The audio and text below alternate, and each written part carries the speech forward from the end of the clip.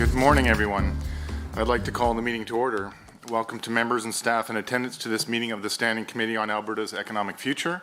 My name is Nathan Neudorf, and I'm the MLA for Lethbridge East and the chair of this committee. I'd ask that members and those joining the committee at the table introduce themselves for the record, starting to my right. I'm Garth Rosewell, Vermilion, Lloydminster, Wainwright. Jordan Walker, Sherwood Park. I will go to the online, but I will call out your name and have you introduce yourself at that time. Ms. Goring.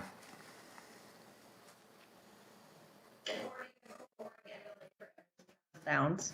Thank you, and I should note for the record that that is also the deputy chair. Mr. Van Dyken.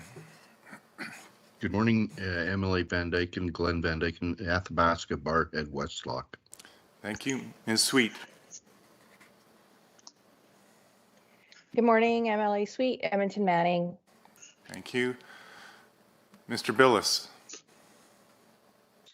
Good morning, Darren Billis, Edmonton, Beverly, Clairview. Thank you. Ms. Phillips. Good morning, Phillips. That's Bridge West. Thank you. Where are we at? Ms. Armstrong-Hominuk. Good morning, everybody. I don't know, it took me a long time to sign on. For some reason, my computer was asleep this morning. But good morning, everybody. And you are the MLA for? Oh, sorry, and I'm the MLA for Fort Saskatchewan-Vegreville. I didn't catch what all you said there. Sorry. That's okay. Thank you very much. And Mr. Barnes. Yeah, good morning. Drew Barnes, MLA, Cypress Medicine Hat. And since 4 o'clock this morning, grandfather for the second time. Oh, congratulations. Thank you for joining us. Thank you. I will now have Dr. Melanie Nemi Bowen please introduce herself. Hi, good morning. I'm Melanie Nemi Bowen, Research Officer with the Legislative Assembly Office.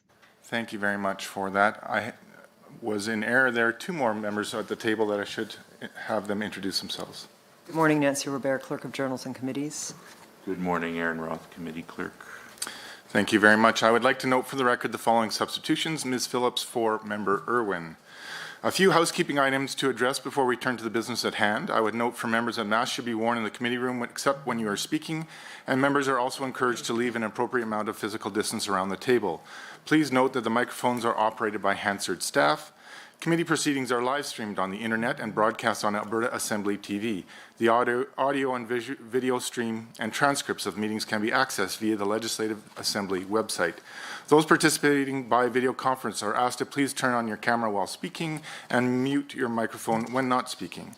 Members participating virtually who wish to be placed on the speakers list are asked to send an email or a message in the group chat to the committee clerk, and members in the room are asked to please signal the chair. Please set your cell phones and other devices to silent during the duration of the meeting. Please be advised, too, that all committee room public galleries are closed. We will now proceed to approval of the agenda. Could I have somebody who would move the agenda? I see Mr. Walker. Moved by Mr. Walker that the agenda for the December 9th, 2021 meeting of the Standing Committee on Alberta's Economic Future be adopted as distributed. All in favor in the room, please? Please say aye. Anyone opposed? Hearing none online. All in favor, please say aye. Aye. Anyone opposed, please say no. That motion is carried. Approval of the minutes, November 18th, 2021. We have the minutes from the November 18th, 2021 meeting of the committee. Are there any errors or omissions of note? If not, would a member move? Mr. Rosewell. Moved by Mr. Rosewell that the minutes of the November 18th, 2021 meeting of the Standing Committee on Alberta's Economic Future be adopted as circulated. In the room, all in favor, please say aye. Aye. Anyone opposed, please say no. Online, all in favor, please say aye. Aye. Aye. Anyone opposed, please say no. That motion is carried. Honourable members, at our November 18th, 2021 meeting, the committee agreed to a request from Radical Solutions to make a presentation to the committee. Today we have Mr. Alistair Handley, founder and board member of Radical, to make a presentation to committee members. Just to remind members as to the process when we receive presentations, Mr. Handley will have up to 20 minutes to present, and we will have approximately 30 minutes for committee members to ask questions. The committee will then consider the preparation of a report to the Assembly summarizing the contents of the presentation and including any recommendations that the committee might wish to make in that regard. With that, Mr. Hanley, thank you for joining us. You have up to 20 minutes for your presentation. Right. Well, let me start by saying thank you to everyone on the committee for allowing me to present this morning. It's good to see a few friendly faces. Makes me a little bit less nervous, perhaps. And let's make sure I have the right screen up. Can you all see my screen? We can in the room. Can in the room. Hopefully, Yes, we can online. you can online as well. Thank you very much. Well, I will begin. I'm Alistair Handley. I'm the founder of Radical. I'm coming to you today from Calgary, and I want to acknowledge that this is the traditional territories of the Blackfoot Confederacy, the Tsuut'ina, and the Stoney Nakoda Nations, and the Métis Nations Region 3. I really appreciate you giving me the time to come and talk to you today. And today, what I'm looking to do is offer you a different perspective on what Alberta's future global role can be. And it's a role that some of you may not have considered before, but I think it's a critically important one. And I think the future is extremely bright for the province. Let me start by saying, I think we're past the tipping point when it comes to the transition to a low or zero emission economy. And it's happening whether we like it or not. And support for ambitious climate targets and emission reductions are increasing around the world. And there's a graph on the slide. It's from the BBC, a survey that was done this year.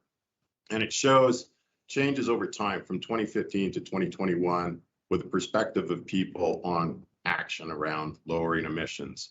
And you can see on the right that 3% of the population surveyed in 2021 were against nations and subnational jurisdictions signing up to reduce emissions. In addition to that, we've seen a massive increase in the number of countries, regions, and cities and companies making net zero commitments. So out of 198 countries, 136 have made net zero commitments. Out of the 1,200 largest cities in the world, 235 cities have made commitments to become net zero.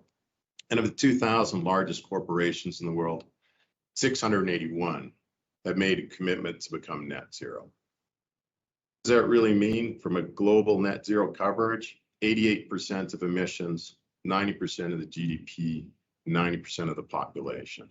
It's an incredible push towards change. And this change is now being reflected in financial institutions as well. So the Net Zero Banking Alliance consists of 95 banks from 39 countries that manage $66 trillion, 43% of the global banking assets. And it may come as a surprise or not that every major bank in Canada has signed on to this Net Zero Banking Alliance. What does this mean? Well, the banks, I think, are still figuring it out, but functionally, banks are looking at lending money to organizations that can demonstrate they're going to be implementing projects that are going to have a net zero impact or have net zero emissions. And this is $66 trillion that is going to be in play, pushing towards this net zero future. And while this, in some respects, can seem very daunting and maybe a little bit negative, I actually think that it's an incredible opportunity. Because the global transition to a low GHG economy is expected to cost $130 trillion USD. And the Royal Bank of Canada is forecasting that it's a $2 trillion cost in Canada. And when people think about costs, it's going to cost $130 trillion.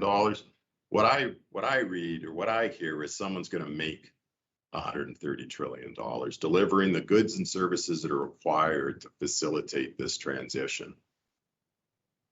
And while I think Alberta is concerned about this transition, I actually think that we've been dealt a royal flush. I think we're so well positioned to take advantage of this transition. And in fact, I would go as far as to say we've got a royal flush and the deck is stacked in our favor. Here's why. We have a sustainability six-pack. And what I mean by that is the 6 pathways to a net zero future are through agriculture, oil and gas, heavy industry, electricity, renewable electricity, buildings, and transportation. And when you look at that slide and you look at those pathways, it's pretty clear to me, right, that this is what we do. And in Alberta, I would argue that our resources and experience across those pathways are the foundation of this transition. And in many ways, we've had a head start. And we've had a head start because of the carbon market that was put into place in 2007. It was the first carbon market in the Americas. We were the first jurisdiction in North or South America to put a price on GHG emissions. And the outcomes from this have really been incredible. And most people don't know about them.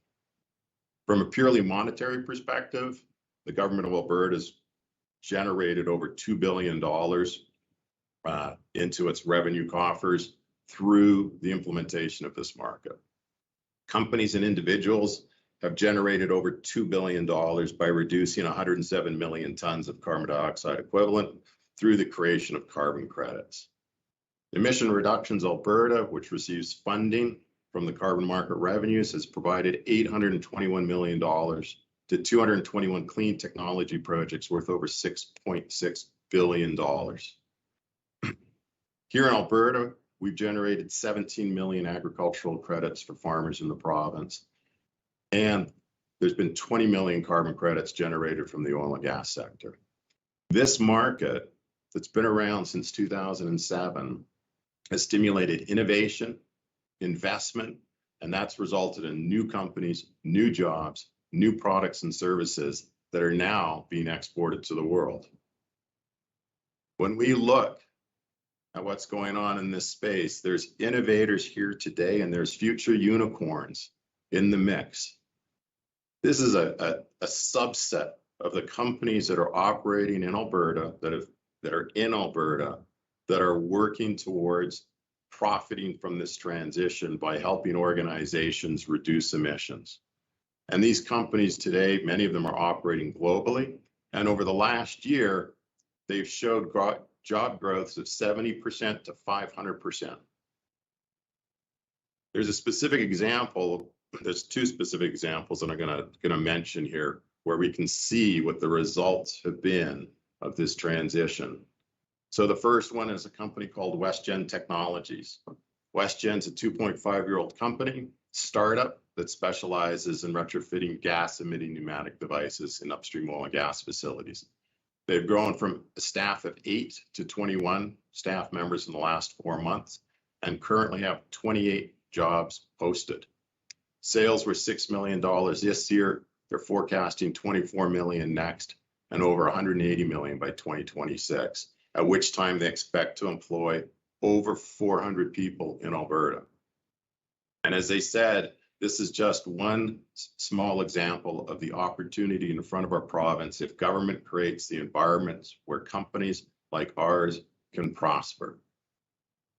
This is a point of interest. One of the things that has Westgen and other companies like it so excited is the EPA regulations that were proposed in the US for oil and gas companies to reduce methane emissions.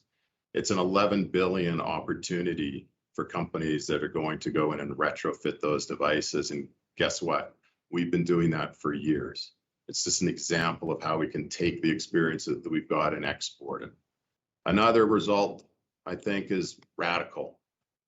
Look, we've been around since 2014, but we had tremendous traction in the last few years. So over the last 3 years, we've doubled in size. Our revenue growth over 6 years is over 2,000%, and I believe that we're going to be Alberta's next tech unicorn. We expect to have 2,600 employees on by 2026 when our revenues hit $1 billion a year. Our biggest constraint to growth today is people. Just like all these other companies, we need a highly intelligent and skilled workforce that believes in what we are doing. And Alberta needs to create an environment that's going to attract the best and brightest minds to our province so that a company like ours and the ones on the previous slide can prosper. Because this transition is going to make a lot of people very, very wealthy. And it's, as I said before, it's unstoppable, I think, at this point in time. So let's talk about leadership. It's really clear to me today that individuals and companies in Alberta are already taking a leadership role in this transition. Money is being invested, wealth and jobs are being created here today. But the real question now is will these companies and jobs stay here? And I think that to get to a resounding yes, because I know all the people I speak to are planning to or want to, we really need to think about doing more. Over the past 5 years, I've traveled to well over 19 countries and 100 cities promoting Radical and Alberta's carbon market. And over that time period, I've met with thought leaders, innovators, entrepreneurs, billionaires, presidential advisors, farmers, First Nation representatives, politicians, CEOs, COOs, CFOs, and the average Joe. I've spoken at many international conferences. I sit on a committee advising the World Bank on the operationalization of Article 6 of the Paris Agreement. I also sit on the steering committee for natural climate solutions, where we're trying to create markets for natural climate solution credits in various regions around the world. And at COP26 this year, I met with 3 executives whose companies collectively generate over 100 billion USD a year. I also met with a climate advisor to the Prime Minister's Office of Australia, and that was all in one day. These people understand what Radical does, and they understand why we do it. And intuitively, they understand what all of our other innovators in this space are doing and why they do it. And their enthusiasm for what we were doing is energizing and infectious. I believe that it's imperative that representatives of the government of Alberta support what we are doing and why we were doing it, and understand why so many people are enthusiastic about it. We will attract the best and brightest minds to Alberta to make the most of this transition opportunity when we show them that we're ready for it. So to get to yes, right, I think the following types of statements made by the government of Alberta will accelerate this. For example, we understand that the world is moving to a low GHG fuels, and we're committed to helping our energy companies transition their operations to provide the world with these fuels. We have the resources, knowledge, and people to make this happen. Or, our goal is to become a global center of excellence and a clean technology hub, fostering the development of the goods and services that will be needed to transition to a low GHG economy and thrive in it. I truly believe that this is what Alberta can do, but I know that's a big ask. So if that's too much, I want to talk about a few other actions that can be taken now that will get us closer to this yes and support Albertans in this transition. 3 things. Provide more funding to environment and parks so that they can support and expand our amazing carbon market, because in many ways, it's one of the best carbon markets in the world. Commit to the creation of what I'm calling the Alberta Healthy Soil Initiative, and support the creation of a methane abatement protocol for a new technology created in Alberta that will drive revenue to regional waste management authorities and communities across Alberta. So let me talk about the last 2. An Alberta Healthy Soil Initiative would create an overarching consolidated organization to promote the development and management of Alberta's rich soils. It would create an appropriate reward program that recognizes the climate benefits from healthy soils and encourages the adoption of climate-smart agricultural practices. It would be a farmer-friendly system, eliminating the costs of complexities of carbon markets. And it can be paid for from revenues generated by Alberta's carbon market. $821 million collected via our carbon market has been provided to 221 clean technology companies around the world. Surely we can invest $50 million a year collected through Alberta's carbon market in our agricultural sector to promote climate smart agricultural practices with the people that are the backbone of our rural communities.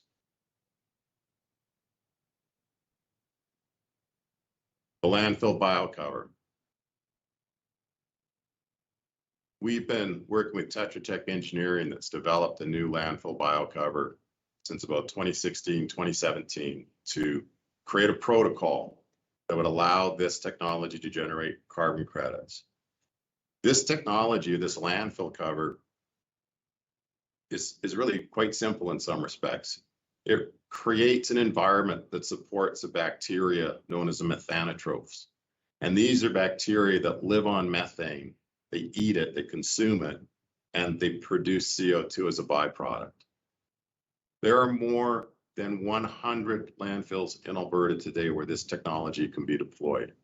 And this technology successfully deployed in Alberta can be deployed in Saskatchewan, Australia, parts of the United States. It's a global export opportunity.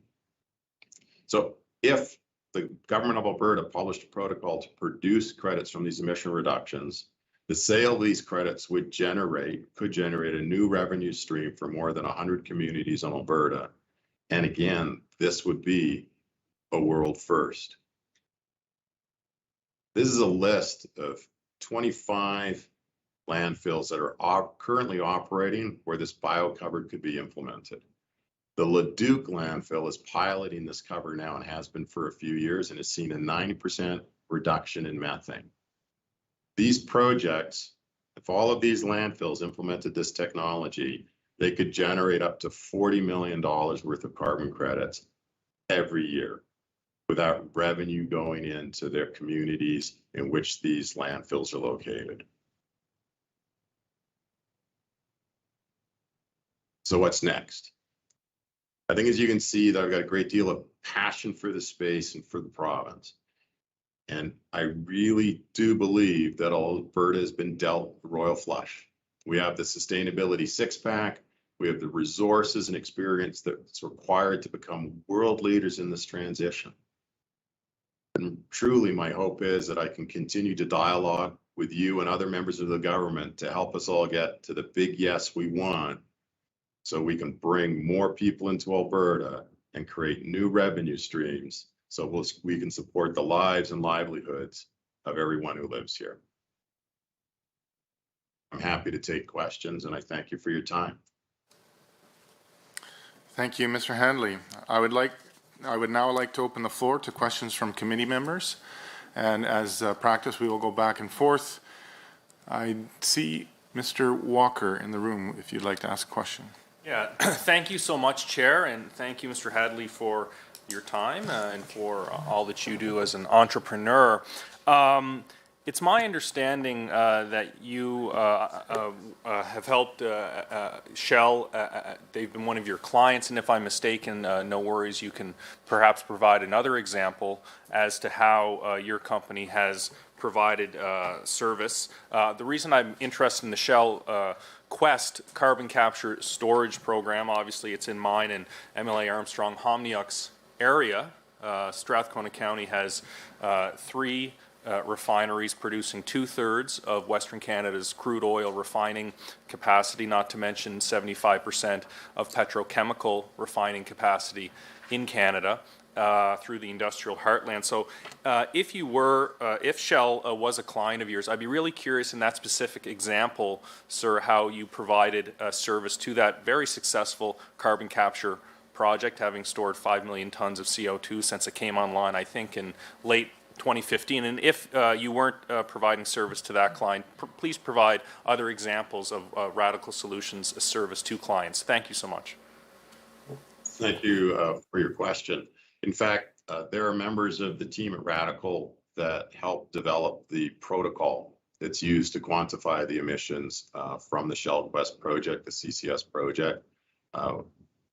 It's also publicly known that we are working with Shell and a number of other nature conservancy organizations to develop credits from the first avoided grasslands conversion project in Canada. This is a project, and I'm going to come back to oil and gas, but this is a project where landowners that want to preserve their grasslands can earn carbon credits for doing so. This is another example of a protocol that could be put into our compliance market if the government so chose. Right now, we're doing this through the voluntary market in the US. So we're helping Shell. We've helped Shell from a technology piece within this, the CCS project and the development of that carbon capture protocol. We're also helping them with nature-based solutions. And with the 40 plus other oil and gas companies that are clients, we're actually helping them go out into the field to inventory all of the devices that are emitting methane at their upstream oil and gas facilities. We're then helping them create an abatement plan to reduce those emissions. And so they're going to be in compliance with Directive 60 when it comes into effect at the end of next year. And in between that time, when Directive 60 comes into effect, help them generate carbon credits so they can either use those carbon credits to create a new revenue stream or use those carbon credits to meet their compliance obligation. And I think I can say with a high degree of certainty that this year in Alberta for our oil and gas clients, we're going to put about $50 million worth of credits onto their bottom line. The technology that we've got now, we're in discussions with oil and gas companies in Australia that are interested in using our software systems down there. This same organization has got a CCS project expected to generate or reduce, sequester 10 to 12 million tons of CO2 a year. They also have the capacity to create credits, and we're talking to them about helping them with that as well. Does that answer your question, sir? Yes, it does. Thanks so much.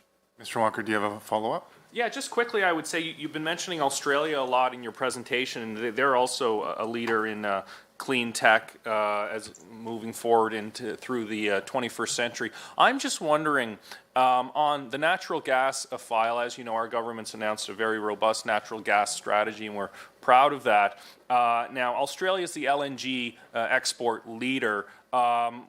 With regards to the services that Radical Solutions provides, what can we learn from the Australia model that perhaps could be broadly applied here, or is it a bit different because we're in Alberta landlocked to a certain extent? Your thoughts? Well, I think Australia is a really interesting. So I'm talking about Australia a lot for a couple of reasons. First of all, Radical operates in Canada, the United States, and Brazil. And we expect to be up and running in Australia within the next few months. That's one of our objectives, and then Europe next year. Australia is interesting from a political perspective in that Australia seems to have been on emission reductions and then off with emission reductions. But for the last few years, Australia has provided over $4.5 billion into their market to buy carbon credits out of that market through their emission reduction fund. In addition to that, they have something called the safeguard mechanism, which allows companies to buy credits to meet their own voluntary emission reduction obligations. They recently announced 150 million, or I think it was 150 million Australian dollars for the Indo-Pacific offset system. So they're now investing money throughout the Pacific, the island states, and into Indonesia and such for pushing projects, pushing emission reductions down. And of course, Australian companies are going to be taking advantage of that money and expand into those new regions. Just this morning, I read that Woodside there's a representative on Woodside on the Natural Climate Solutions Steering Committee that I'm on. But Woodside announced that they will be spending $5 billion or investing $5 billion in emission reduction activities as the years go on. And they recently purchased, don't quote me on the exact number, but it was several thousand, maybe as many as 5,000 hectares of land to plant trees, right? So they can start to sequester carbon. So Australia is really very active. And in fact, we've seen KKR invest $200 million into a project developer to acquire 50% of them. Shell purchased a company called Select Carbon, and another investment group just picked up a company called Climate. I'm going to get the name wrong, but a third company was also just acquired in Australia. So we're seeing a lot of money flowing into this space, not just in Australia, but in the United States and Europe and really around the world. Thank you. Thank you. I will note for the record that MLA Miranda Rosen from Banff Kananaskis has joined us in the room. Ms. Phillips, you have questions. Thank you, Mr. Chair, and welcome to Mr. Handley. Thank you for joining us at this standing committee, and I appreciate the presentation and certainly some of the overview of the impressive numbers that are at stake in terms of investment into Alberta. But a few things stood out to me that I don't know if I'm going to get a chance to ask questions about all of them. It sounded to me like there were three kind of priorities for new protocol development, at least two from your perspective: the landfill bio cover and a new methane protocol. And you're nodding, so okay. And then there was some talk of a grasslands avoidance piece, right? So I'll just leave that aside for a minute and just ask a more basic question around the regulation and support of the market, because you indicated that some more support to AEP for both the development of the protocols, I'm going to assume, but also then the appropriate structure, regulation, oversight of the market, market surveillance, understanding the new trends in the market would also be helpful. Can you tell me then what the state of that market development is from a national perspective? Because there is some development happening Canada-wide, so I'm wondering if you can speak to that. And I also want your thoughts on, as this market develops, the way I see it is there's kind of two aspects here. There's the development of the protocols, which is more a sciencey sort of piece, and a measuring, reporting, verification, technology piece. And then there's the actual functioning of the market. And we're seeing around the world that oftentimes it's securities regulators and others that are actually taking over that piece, because this is an economic instrument. So can you provide some thoughts on how Alberta, as we go forward, as these markets grow in significance, trillions of dollars sloshing around, how Alberta and Canada, in your view, should approach that market oversight piece? Okay, so we've got all day, right? Because it's a complicated and it's a complicated question in some respects.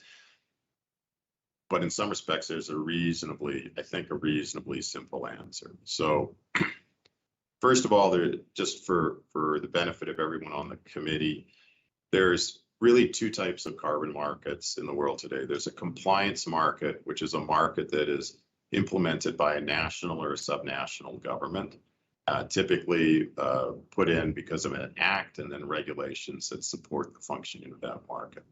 There is also a global voluntary market, and these are markets that have been developed through a number of what I would say are internationally known, well-respected registries, typically run by not-for-profits, that create a market structure or a structure for developing carbon credits that can be sold into these voluntary markets.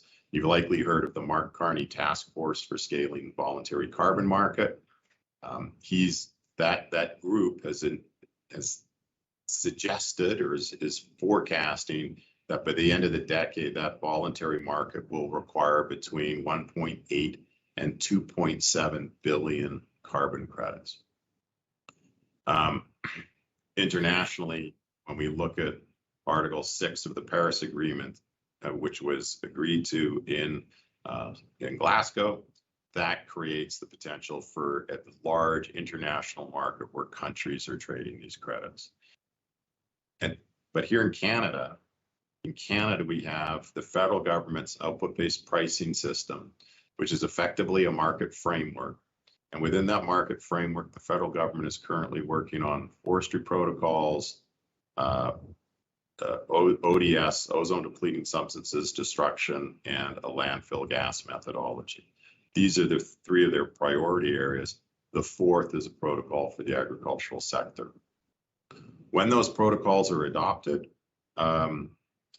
you'll be able to generate credits anywhere in Canada using those protocols. Credits developed from those protocols may or may not be allowed into the Alberta system, right? Because that's up to the Alberta government. So again, we have some layers of complexity. But within the Alberta government itself and the Alberta system, in Alberta today, Environment and Parks approves protocols that can be used to generate these credits. Some of those protocols have been recognized by the federal government, and protocols such as the oil and gas new protocol for reducing greenhouse gas emissions from pneumatic devices can generate credits which can be sold to companies in other provinces, opening up our market to revenues coming into Alberta from other jurisdictions for credits that we create here. And that's really a first.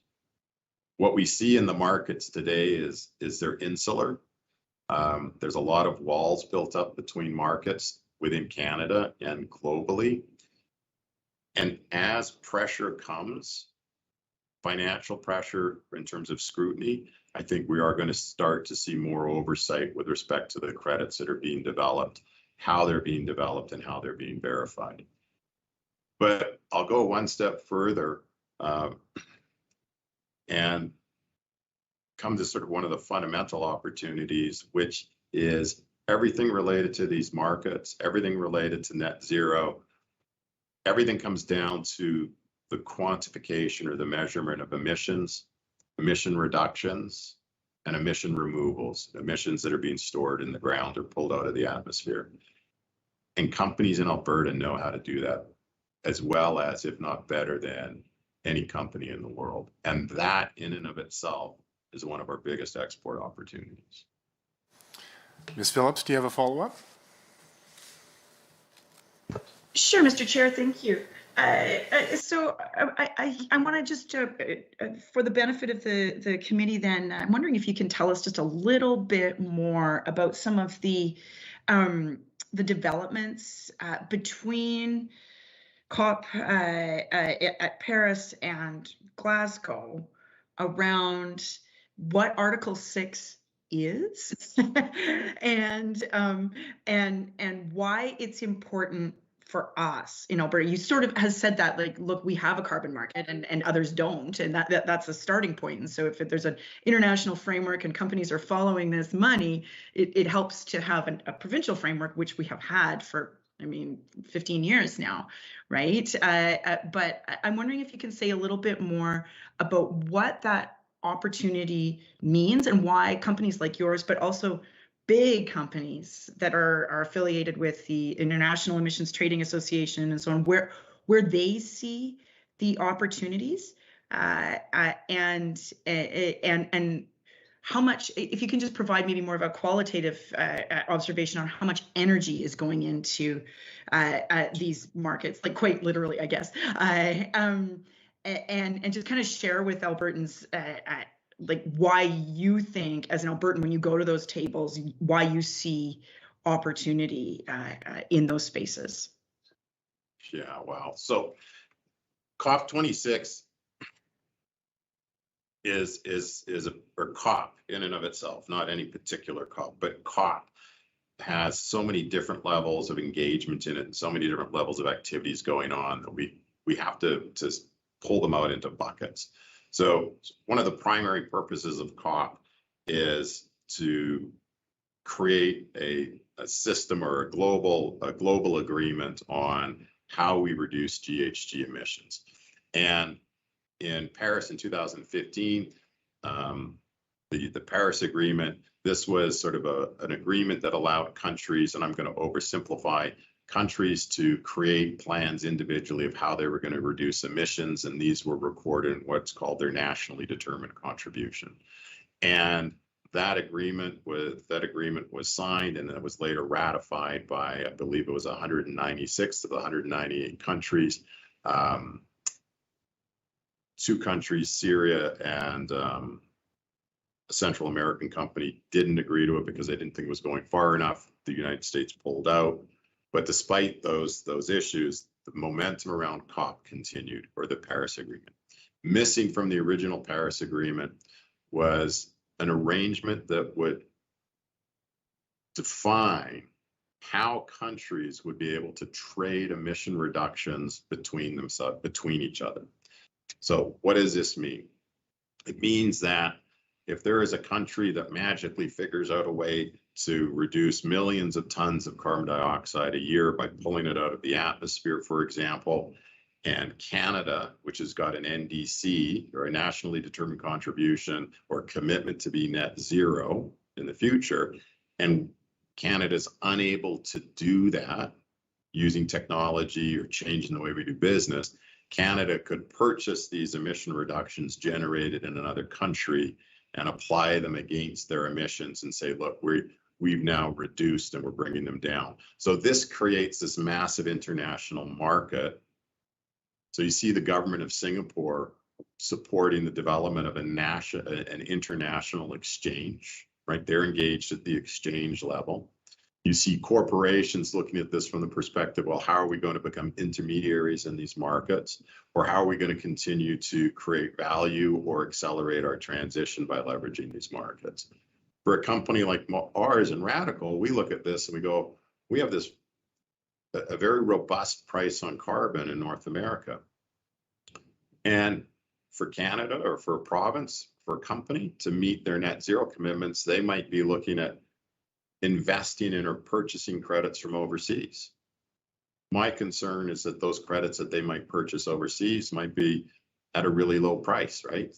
I'd like to see, for example, the federal government of Canada set up a structure where they go, if we're going to bring credits into the country, we're going to bring credits into the country that Canadian technology has been used to create, or where Canadian companies operating abroad have undertaken activities to reduce these emissions, and we want to make it a priority to bring those emissions back to Canada. COP also has a whole series of bilateral agreements that take place. So there was the Global Methane Pledge. 103 countries have signed on to the Global Methane Pledge to reduce methane from landfills, from agriculture, from oil and gas emissions. This isn't just oil and gas, it's from all these different sources of methane. And 103 countries in the US push that forward. There's the Glasgow Financial Alliance that came out of this. And this particular COP, there is a dozen bilateral agreements. All of these agreements creating opportunities. Thank you very much. We'll now proceed back to the government side. Mr. Rosewell, you have a question. Yeah, thank you very much. I got so many questions, but I guess I'll start. I'm trying to understand, like the windmill company wanted to build a windmill farm, and their source of revenue would be the electricity that they sell. Is there a source of revenue that comes from the carbon credits that they're trading right now, and where would that typically come from? Yes, thank you, sir. In Alberta, currently, a company that's putting up a wind turbine, or an individual that's putting up a wind turbine, or companies and individuals that are putting up solar panels to generate renewable energy under the Technology Innovation Emission Reduction Regulation, they are able to generate carbon credits for undertaking those activities if they fully fund them themselves. Right? If they take government money, they can't claim those credits. So investors that put those renewable energy systems in place can create these credits. These credits, the way it works in the market is the government sets an emission reduction target for a company. At the end of every year, and again, oversimplifying a bit, a company will report its emissions to government, and they will have either met their emission reduction target, exceeded that emission reduction, or exceeded the emission reduction target, which means they have less emissions, or missed their emission reduction target, so they have too many emissions. If they have too many emissions, they can meet their compliance obligation by paying money to the government, right? And next year it'll be $50 per ton of carbon dioxide equivalent. They can pay that to the government. So we'll say as a penalty or a fine or a voluntary payment, or they can buy carbon credits and they can retire those credits. So they can submit those credits, it's like a tax credit to the government, and they don't have to pay that that penalty, if you will. So the payment for carbon credits, or carbon credits generate their revenue by selling the credits to companies in Alberta that have an obligation to reduce emissions in the province. And a company that has a compliance obligation, functionally, it has a choice. What's the best way for me to reduce emissions? What's the most economic way for me to reduce emissions today? So it could be investing in technology to drive their emissions down. It could be simply writing a check to the government, or it could be investing in carbon credits or in a project that has specific interest to them, and buy those credits and retire them. Does that answer the question? Yeah, to some degree. I just, there's lots of things I'd like to ask, but I've got to follow up, so Please proceed I'll with carry follow-up. on with that. One of my concerns is affordability. You talked a lot about revenue to companies and revenue to governments, but in the end, it's the consumer of the product that's going to pay for this. My understanding is that hydrogen is about 6 or 7 times more expensive than natural gas. Geothermal produced electricity is about 3.5 times more expensive than natural gas produced electricity. Green natural gas, I've just heard recently, is about 10 times the price of natural gas. And so my concern is, in the end, who's going to pay for this, and how are they going to be able to afford it? And I'll just throw in another question here. Relative to yourself, like your revenue source, I read your company information a little bit, and it looks like you consult with companies, you try to help them reduce their carbon footprint and manage the new world that they operate within. Now, it also seems like you facilitate the exchange of carbon credits, and so I'm wondering if you are do you take a commission on that part, or how does that work? And if there was no carbon tax, does your business model still operate?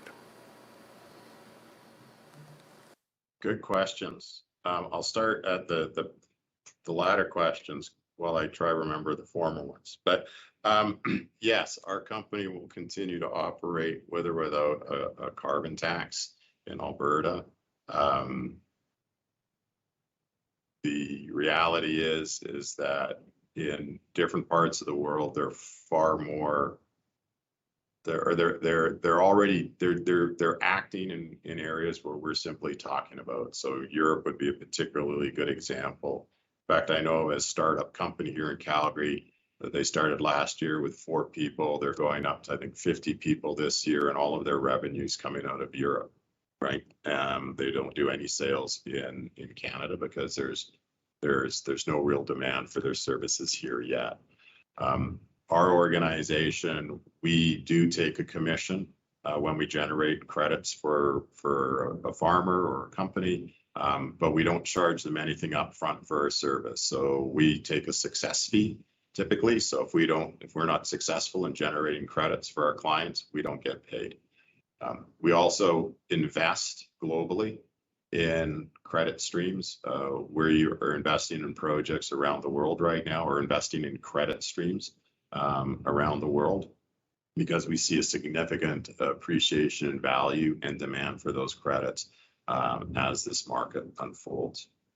When we talk about affordability, I think it's a really important question. And I think it's just a bit of a balancing act. And if I go back to, and you'll have to forgive my lack of knowledge in certain areas of the history of the province, but if we go back to the oil sands, and when we first started, my understanding is when we first started extracting oil from the oil sands, it was prohibitively expensive, far above what the market would pay. And yet the government de-risked investment at the time. The Lougheed government de-risked investment in the oil sands, understanding what an opportunity it was. And through technology, through efficiency gains, the cost of extracting that oil became much lower, and we became more competitive and that oil was more competitive. If we look at what's going on, we'll say in the electric vehicle market, I read this morning that the percentage of EV sales globally is cracked 10%. 20% of the cars sold in China were EVs. About 17% of the cars sold in Europe were EVs. 4% of the cars in North America were EVs. And the cost of these cars are coming down, right, as consumers choose to buy more. So as more money is invested in hydrogen, as more money is invested in renewable natural gas, and as more money is invested in other clean emission sources, be it fusion or small-scale nuclear reactor, tidal, wind, solar, these costs are going to come down. So this is the transition, and we do have to balance our way through the transition. So the costs are going to be high in certain areas, but those costs are going to come down. And we really have to ask ourselves, you know, is the short-term pain of the transition going to be worth the long-term gain that we get out of it, even from a business perspective and investing in it? And I think that it is. And I think too that that younger people, like the younger generations, are now choosing to spend their money on products and goods that they believe are coming from that were developed or sold, manufactured by organizations that are looking to reduce. Thank you. Last set of questions will go to Ms. Sweet. Thank you, Mr. Chair, and I appreciate all the information that's been coming forward today. Of course, as a critic of agriculture and forestry, I'm interested in the carbon market in relation to that sector. Now, we obviously have a long history of different ag protocols and lots of experience in Alberta around how we've been looking at the carbon market. I'm wondering from your experience, what you would see has been the most effective for Alberta farmers, which ones we should be looking at for future development, and then how we're going to ensure that the local farmer is able to access this market, and that it isn't unattainable or too complicated to be able to access these different protocols. Yeah, that's also a very, very good question. Radical's been developing agricultural carbon credits since we started business in 2008. And in fact, we've generated carbon credits for over 3,200 farmers in Alberta that manage about 10 million acres of land.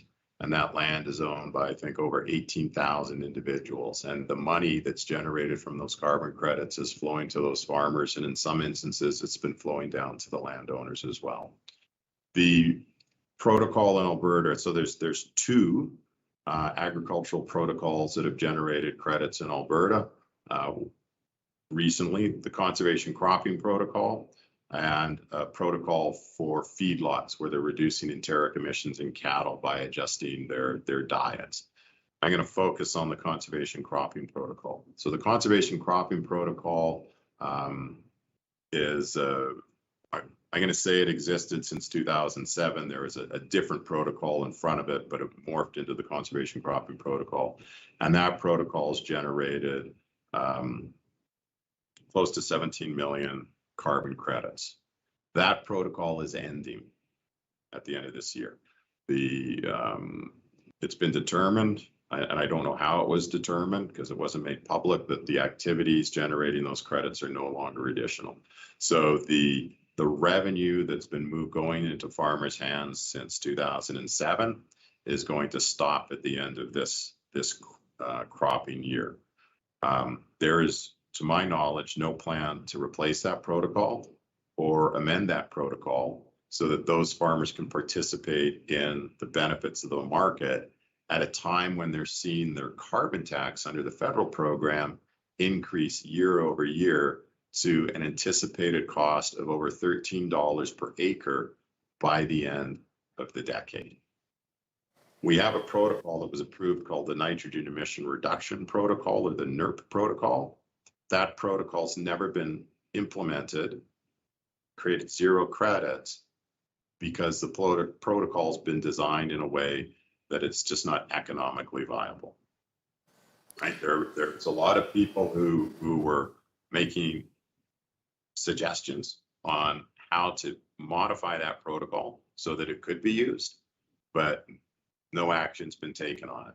If that protocol gets approved, farmers that are taking action to reduce nitrous oxide emissions through following the 4Rs, the 4R Nutrient Stewardship Plan, would be able to generate credits by demonstrating they're using nitrogen more efficiently. But it's not there. We don't have a avoided grassland conversion protocol. We don't have a forestry protocol, right? We don't have a soils protocol. That's why I'm suggesting that the government look at creating the Alberta Healthy Soil Initiatives, because that Healthy Soil Initiative could in fact foster, right, the activities or the implementation of these activities that are better for the environment, right, and do it in a manner that avoids the complexity of the markets, while still having a high degree of rigor with respect to third-party verification or monitoring the activities on farm to make sure that they're occurring. One of the things that I want to impress on everybody, and I love this question, is that Alberta is really the only jurisdiction in the world that's created a large volume of credits from the agricultural sector for growing annual crops. In the United States, since about 2010, they've multiple methodologies have been created for the agricultural sector to create credits. Millions of dollars coming through USDA conservation innovation grants and in-kind contributions have resulted in the creation of about 777 credits in the United States from a nitrogen emission reduction protocol and from a rice cultivation methodology. And we know this well because members of our company worked on all of those projects, not necessarily with us, but worked on those projects at this time. In Australia has just come up with a new soils methodology. To date, there's only a few thousand credits that have come out of that soils methodology. Indigo Ag, big name out there talking about developing these carbon credits. Nutrien, Bayer, Cargill are all going down this path, TELUS Ag, and it's complicated. There is a potential pathway that will align with what these corporations are doing, align with what governments want, and help farmers implement these agricultural practices and do it in a manner that avoids some of the complexity of the carbon markets. And frankly, I think that might be the way forward, and I think it might be the way forward globally. But having said all that, if you can create carbon farmers credits, then I would love it. Thank you very much. We are at the end of our time, unfortunately. Thank you, Mr. Hanley, for meeting with the committee today and making your presentation. We appreciate you taking that effort to meet with us. So you are welcome to continue watching, but we will be moving on to other business within the committee. And again, thank you for your presentation and time today. Thanks for your time, everyone. Bye-bye. Honourable members, as you are aware, the practice of the Legislative Policy Committees, after receiving presentations of the kind we have today, is to report to the Legislative Assembly on the information received. These reports contain introductory remarks and about how the committee proceeded with hearing the presentation, also a summary of the presentation itself.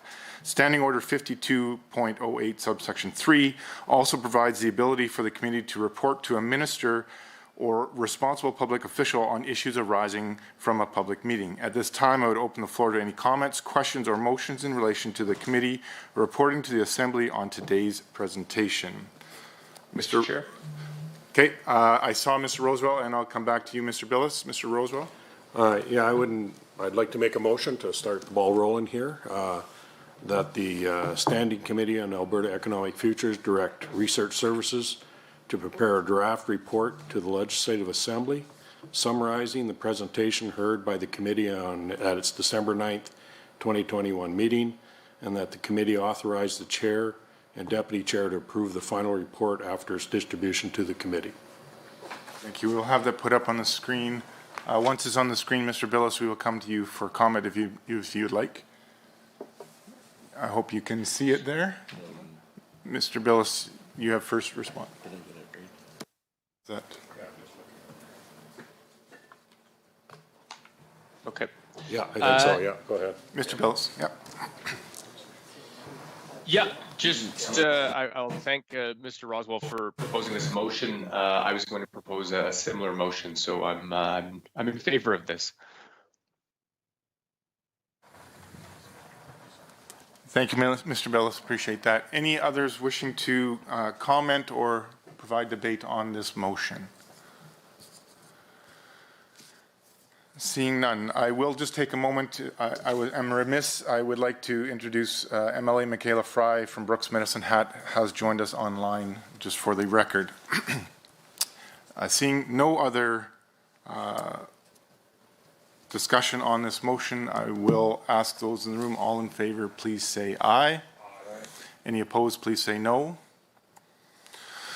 Online, all those in favor of the motion as presented, please say aye. Aye. Aye. Anybody opposed online, please say no. Hearing none, that motion is carried. Thank you very much, committee, for that. Moving to the next section, additional requests to make a presentation to the committee. Honourable members, the committee has also received 2 additional requests from organizations to make presentations to the committee. The first is from the Southern Alberta Alternative Energy Partnership, and the second is a revised request from Health Cities. These were posted to the committee's internal website. For the record, after discussion with the Southern Alberta the Southern Alberta Alternative Energy Partnership, they have decided to reissue a request to present to the Standing Committee on Resource Stewardship, as the topics they wish to discuss are more in line with the mandate of that committee. Is there any discussion about that presentation? Seeing none. Can I ask a question, Mr. Chair? Yes, you may, Mr. Billis. Just curious to know, and I appreciate that they've adjusted their request and they're going over to the other standing committee.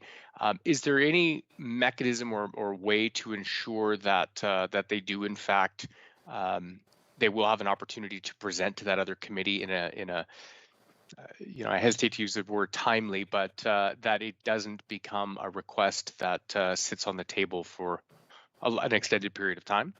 I will ask the clerk or parliamentary counsel to respond to that. Nancy. Thank you, Mr. Chair. I know that the request has been sent over to Resource Stewardship. The clerk has been in contact with the chair. The chair is aware of it, and I believe that the committee will make a decision on whether or not to meet with the organization, but it's definitely on the chair's radar. Yeah, so Mr. Billis, I would imagine that it would be a committee process. I don't know that there's any other mechanism from this committee to interact with that committee beyond that. Hopefully that answers your question. Yeah, no, it does. Thank you very much. Thank you. Seeing no other comments or discussion, in addition, as the revised request from Health Cities was made relatively recently, I would suggest that the committee take up discussion of this request at our next meeting if there is no objection. I'm open the floor to any comments or questions in that regard. Seeing none, we will place that on the future committee agenda. Thank you. We will now move to number 6 on the agenda, Lobbyist Act Review. Part A, overview of written submissions. Honourable members, as you may recall, the committee determined that the deadline for written submissions from identified stakeholders and members of the public in relation to its review of the Lobbyist Act was set for December 2nd, 2021. 146 written submissions were received by the deadline, and additional 2 submissions were received shortly after that deadline. At this time, I would like to call upon Dr. Niamh Bowen, with the Legislative Assembly Office Research Services, to provide an overview of the submissions received so far. If I've mispronounced your name, I deeply apologize again, and would you please proceed? Hi, good morning, everyone, and Chair, you were very, very close. My name is Dr. Melanie Niamh Bowen, and again, I'm a research officer with the LAO. So thank you for the opportunity to present Research Services summary of submissions to assist the committee's review of the Lobbyists Act. As part of the review, the committee invited written submissions from both identified stakeholders and members of the public, as the chair mentioned. This briefing now provides a summary of the issues raised in submissions from 26 stakeholders and 102 members of the public. Stakeholder submissions were received mainly from registered lobbyists and volunteer service organizations. 2 late submissions, as the chair mentioned, were received. Those submissions are included in our summary. In addition, I'd like you to note that 19 public submissions commented on issues unrelated to the Lobbyists Act and were therefore excluded from our summary. Also of note for the committee is the Office of the Ethics Commissioner and Lobbyist Registrar submission, which included 24 recommendations, along with rationales and cross-jurisdictional comparisons. While this briefing has summarized each recommendation made by the Office of the Ethics Commissioner and the associated rationale, the committee may wish to read that submission in its entirety. This briefing contains a summary of the major issues identified in stakeholder and public written submissions, including recommendations. The document is organized into 2 parts. Part A addresses stakeholder submissions, while Part B addresses public submissions. Each part is then organized by general issues, a thematic approach, with more detailed and information provided within each section. Themes that emerged from the stakeholders' written submissions included suggestions for changes to reporting requirements, changes to the minimum time threshold for organization lobbyists. In addition, questioning the appropriateness of the definition of gift, favor, or other benefit, whether current exemptions under the Act should be adjusted. In addition, comment on the powers of the lobbyist registrar as it stands. An example would be perhaps granting the lobbyist register the ability to issue alerts and advisory options with respect to the Act. And then in addition, we have a general comments section with additional issues raised by stakeholders. Part B of this briefing presents issues raised in submissions from the public. 9 themes emerged from public submissions, which include the prohibition of lobbying activities, adjustments to the cooling off period for former elected officials, limitations on who should be permitted to lobby, conflicts of interest and limitations on gifts, limitations on public contributions, increased need for transparency, increased penalties for violations, and finally, the need for limitations on participation of out-of-province and foreign interests in lobbying. Thank you very much for your time this morning, and we hope that you will find this briefing of assistance in your review. Thank you, Dr. Nimi Bowen. Hope I got it closer that time. Are there any questions right now? I see Mr. Rosewell. Yeah, I'd like to make a motion. Thank you. Please proceed. I'd like to move that the Standing Committee on Alberta's Economic Future accept all submissions made to the committee before December 6th of 2021 as part of its review of the Lobbyist Act, and that these submissions be made public with the exception of the submissions 14, 16, 17, 28, 29, 34, 41, 44, 45, 47, 49, 59, 64, 66, 88, 111, 118, 121, and 146, after removing all personal and confidential information from the submissions. So, thank you, Mr. Roswell. We will wait until that is up for those online. I believe Ms. Goring had a question or comment. Now that is on screen, Ms. Goring, your comments, questions, please. Thank you, Mr. Chair. I actually had a question for the presenter. I'm not sure if now is the appropriate time based on the motion being on the floor, but I also have a question regarding the motion. So I'll take your advice as to how to proceed with my questions. Sure. I'm happy for you to ask the question of the presenter at this time, and then upon the answer, you can have a question or comment on the motion that's put forward. Perfect, thank you. Were you able to identify any themes from the different volunteer organizations? So those were added sort of everything is sort of, we pulled information from volunteer organizations and included those in the themed headings that you will find in the report. Thank you very much. You're welcome. Do you have a supplemental, Ms. Goring? I don't have a supplemental, but I do have a question regarding the motion. You may now proceed with that question. Thank you, Mr. Chair. So I know that there's quite a significant amount of omissions that have been presented, and I'm curious if research services can comment if they would recommend that these be removed, or if they have just a recommendation based on the relevancy as to why these are being removed, and if they would agree with those removals. Thank you. First, if you don't mind, Ms. Goring, I would ask Mr. Roswell to provide rationale for the submissions removal, if he's willing to do that, and then I will go to the doctor for her comments on that. Yeah, we did a little work on that, and there were some that used offensive language, some profanity and stuff in it, and then some, I think, as she mentioned, that were unrelated to the topic that at hand. So those were the two rationales for identifying those. Thank you. Dr. Nimi Bowen? Yes, I would agree with the member. We are happy to take direction from the committee. Typically, the committee makes all the submissions public with the exception of personal or sensitive information, but research services can absolutely provide the committee a list of submissions that did not provide comment on issues relevant to the Lobbyist Act. And that is, obviously up to the committee. Thank you. Thank you. Ms. Goring, does that sufficiently answer your inquiry? Sort of, in the sense that she's taking direction from us.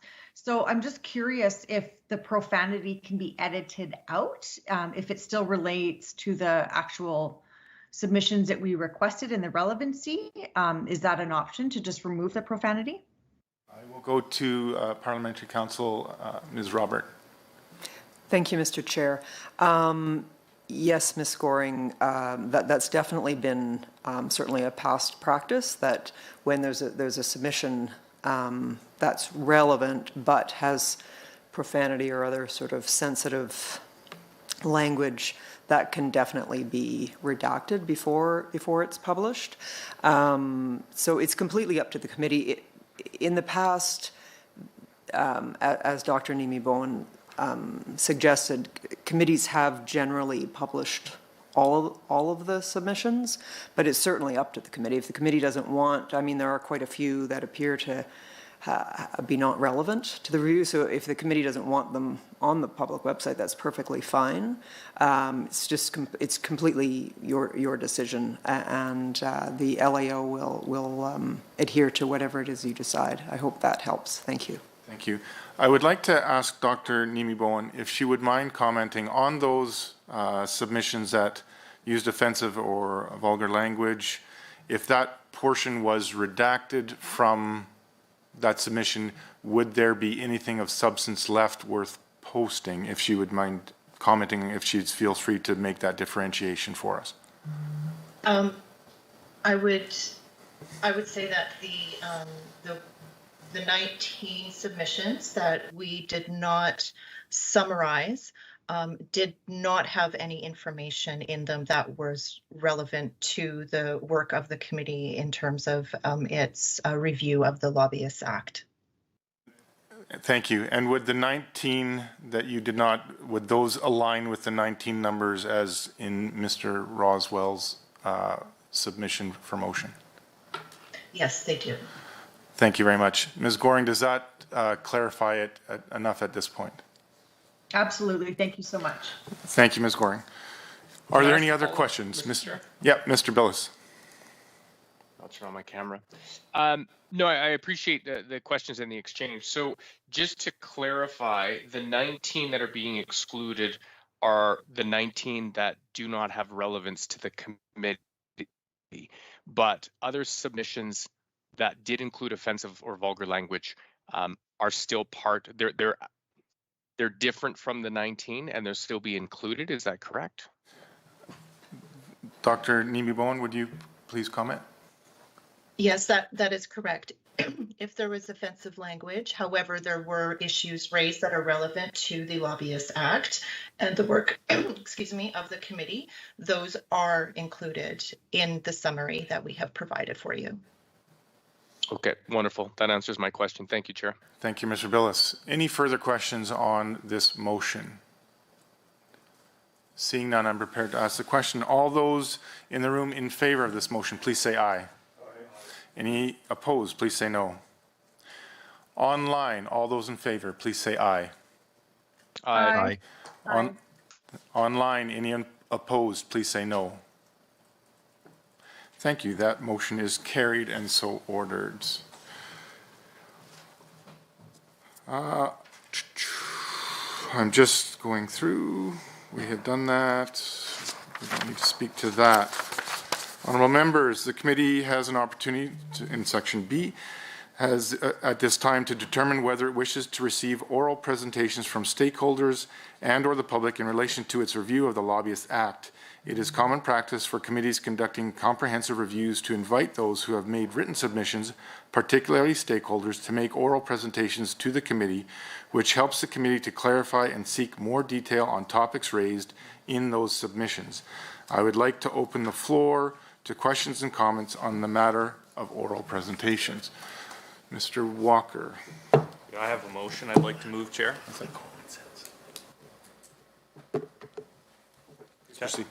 Yeah, my motion, Chair, is that the Standing Committee on Alberta's Economic Future invite the Office of the Ethics Commissioner and the Lobbyist Registrar to provide an oral presentation on the recommendations made in their written submission to the committee as part of its review of the Lobbyist Act. I think they always provide great insight and would be of great value to this committee.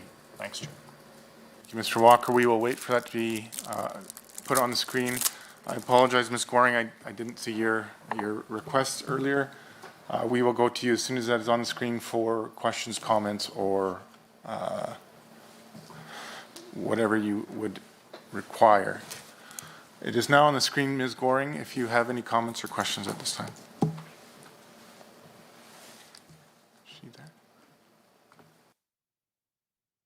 Thank you, Mr. Chair. I'm having some issues with my video. So I think that it's so important that we're able to hear what people have to say about the review and give them the opportunity to ask questions. So I'm appreciative that this motion has come forward. I would like to, however, amend, do a sub-amendment regarding this motion, if this is the appropriate time, Chair. Yes, it's just an amendment, and yes, please feel free to proceed with that at this time. Thank you.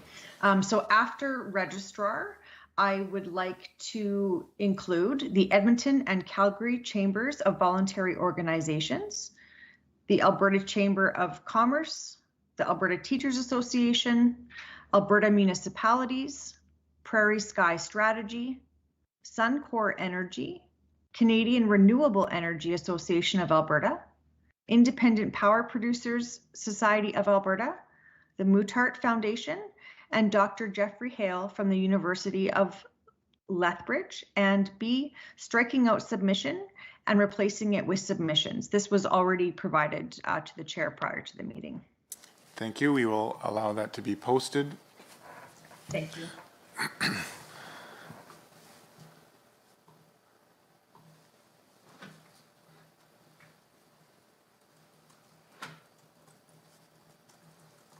I believe that we can see that on there. I am remiss. I should have allowed the mover of the motion to speak to that motion before having an amendment. I apologize. Mr. Walker, do you have any further comments to make on your motion? No, I was just saying, as I said briefly earlier, Chair, that I think, you know, this is really within the wheelhouse of the Ethics Commissioner and the Lobbyist Registrar. This is what they do. They always provide such great insight and value, so really wanting to them to provide an oral presentation, such effective speakers and very thoughtful. That's all I would add to my rationale, Chair.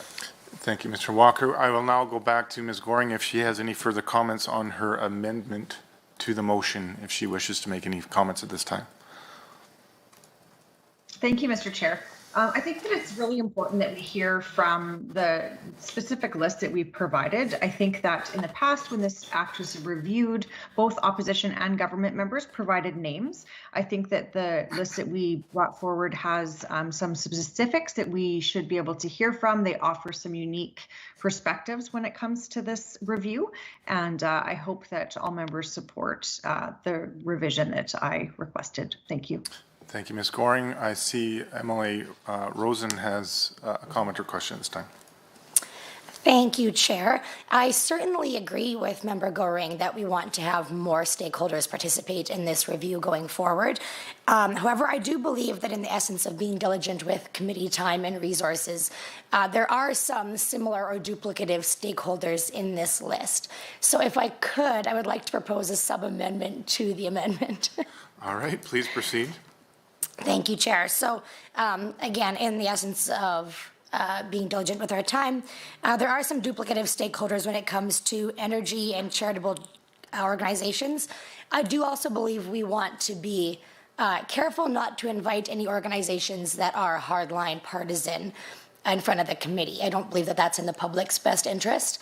So I would like to move then that that MLA Goring's motion or amendment be amended by striking out the following groups: the Alberta Teachers Association, Prairie Sky Strategy, Suncor Energy, the Mootart Foundation, and Dr. Jeffrey Hale from the University of Lethbridge.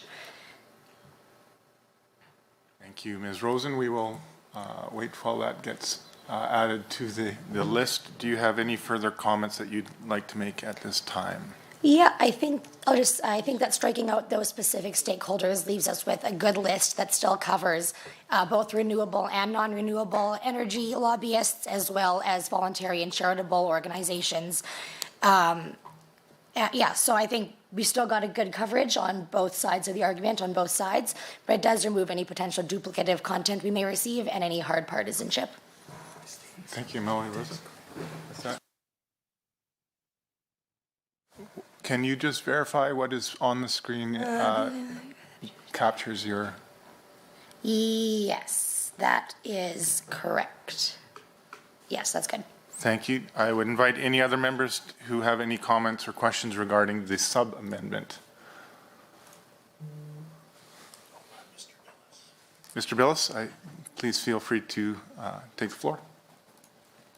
Thank you very much, Mr. Chair. I do appreciate what MLA Rosen is proposing. However, I'd like to just speak to a couple organizations that I think should be left on the list, and I appreciate her comment about duplication. I would submit that hearing from Suncor, they are not a partisan association, and that they will bring a different perspective to the conversation as well. I'd like to argue in favor of the Mootart Foundation. They are a national organization, and so will bring a broader perspective than the Edmonton and Calgary chambers. I think it is critical to hear from our voluntary organizations. And so with that, I will only try to put back on the list, because I believe Alberta municipalities will stay on the list, that we keep the Edmonton Calgary Chambers of Voluntary Organizations, the Alberta Chamber of Commerce, but to add back on Suncor and the Mootart Foundation.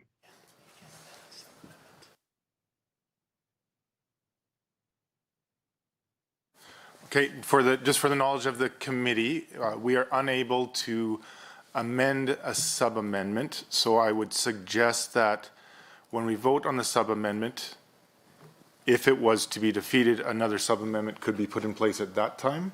Is that correct? Yeah. Okay, I have confirmation on that. Again, just for the knowledge of the committee,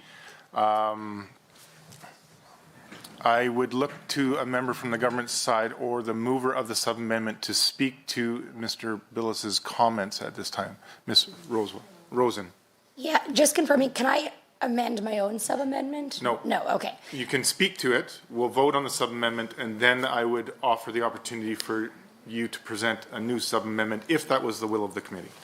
Okay, I actually am very okay with Member Billis's recommendations. I do think Suncor has a very specific focus, and I actually do believe that potentially inviting a national charitable organization may provide interesting perspective on what other jurisdictions in the country do. So if it is the will of the committee, I would be willing to vote down my own sub-amendment and then allow Member Billis to propose the new sub-amendment that reflects my sub-amendment plus his. I will provide just a little bit more clarity here. I was speaking with Parliamentary Counsel and the clerk. The more advisable path, if it is the will of the committee, would be for the mover, Emily Rosen, to withdraw her sub-amendment, present a reworded new sub-amendment, and then we would vote on that. It would require unanimous consent of the committee to do such. My first question will be to Emily Rosen. If she was to withdraw her sub-amendment, is it her intention to propose a new sub-amendment considering MLA Billis's comments? Yes. Having heard her answer to that question before the entire committee, do we have unanimous consent to proceed with those actions? I will ask only one question. If you are against this, please comment no at this time. Hearing none, I believe we have unanimous consent to proceed. MLA Rosen, are you willing to withdraw your sub-amendment? Yes, I will withdraw. Thank you. So now, would you please proceed with providing a new sub-amendment? Yes, so I will move that the amendment be amended by striking out the following groups: the Alberta Teachers Association, Prairie Sky Technology, and Dr. Jeffrey Hale from the University of Lethbridge. We will wait for that to come up on the screen.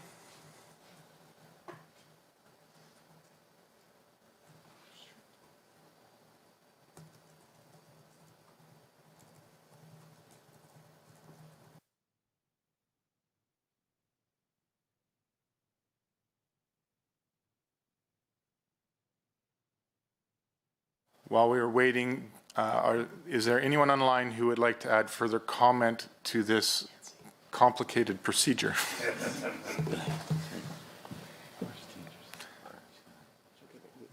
Seeing none, we will just wait for confirmation that our new sub-amendment is as intended.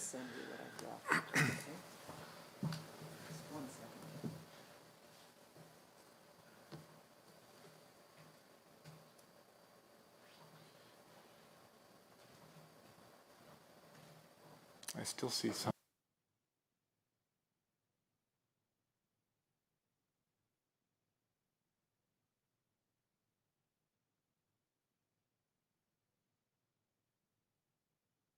Thank everyone in the committee for their patience as Parliamentary Counsel and the clerk work to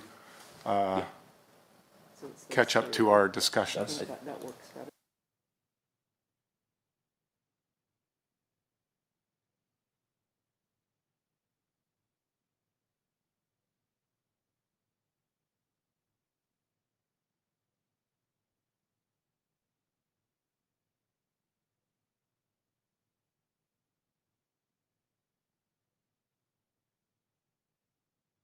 All right, just to confirm, moved by Ms. Rosen that the amendment be amended by striking out the Alberta Teachers Association, Prairie Sky Strategy, and Dr. Jeffrey Hale from the University of Lethbridge. Ms. Rosen, does that align with your new sub-amendment?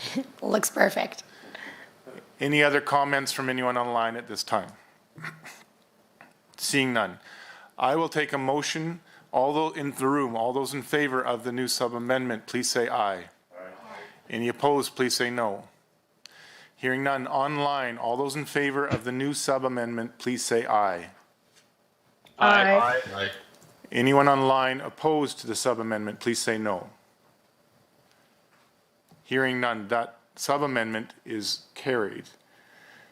To the amendment, all those in favor in the room to the amendment, please say aye. We will pause on that while we correct the amendment as it has been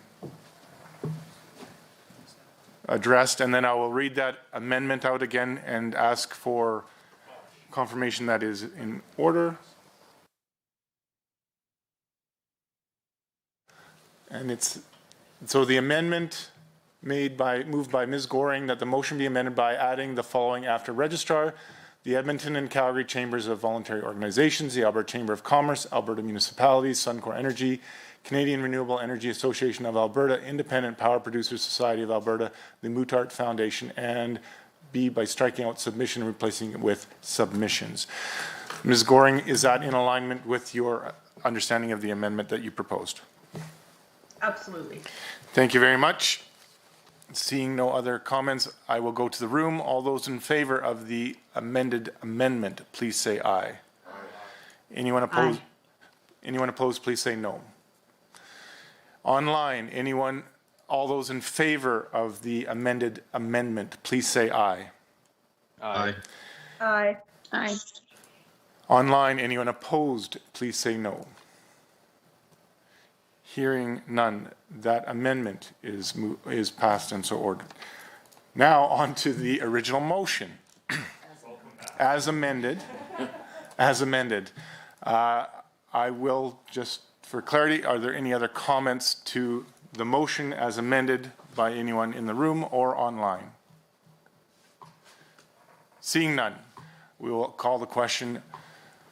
The motion put forward by MLA Walker as amended. All those in favor, please say aye. Aye. Any opposed, please say no. Online, all those in favor of the motion as amended, please say aye. Aye. Aye. Aye. Anyone online, anyone opposed, please say no. Hearing none, the amended motion is passed and so ordered. Thank you, everyone on the committee, for working through that challenging motion.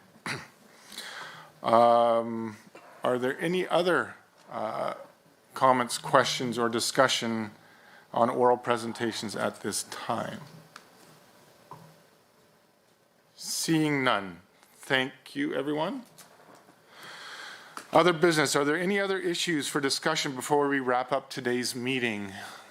Looking online or in the room, I see none. Thank you.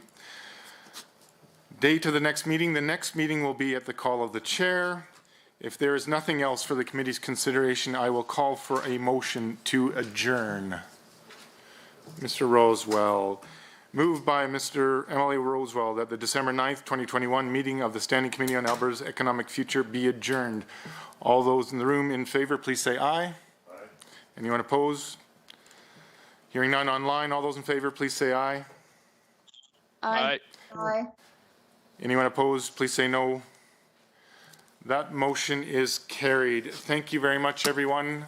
Please take care and drive safe. May you have a very happy Christmas. Thank you, everyone.